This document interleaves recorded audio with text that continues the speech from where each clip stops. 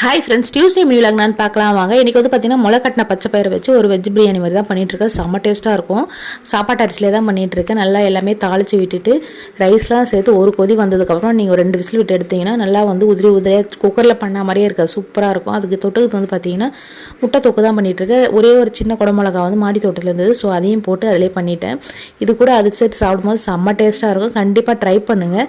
நான் இந்த recipe full video வந்து ஆல்ரெடி போட்டிருக்கேன். அதோட வீடியோ வேணால் ப்ளே பட்டன்லாம் கொடுக்குறேன், கண்டிப்பாக ட்ரை பண்ணுங்கள். இப்போ பாருங்கள் இப்படி உதிரியாக சூப்பராக இருக்குது லஞ்ச் பாக்ஸுக்கு.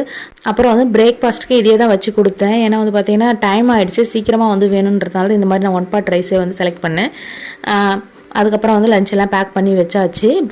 என் பையனுக்கு வந்து முறுக்கு வந்து ஸ்நாக்ஸ்க்காக வச்சேன். பாப்பாவும் நல்லா விரும்பி சாப்பிட்டாங்க. அவங்க அண்ணா கிட்ட அவங்க அப்பா கிட்டலாம் கேட்டு வாங்கி சாப்பிட்டுட்டு இருக்காங்க பாருங்கள். இதே முளைக்கட்டின பச்சை பயிரை வச்சு ஒரு கிரேவி மாதிரி பண்ணி நைட்டு டின்னருக்கு இதே வச்சுட்டேன் நான். இந்த வீடியோ பிடிச்சா மறக்காமல் சப்ஸ்கிரைப் பண்ணுங்கள். பாய்.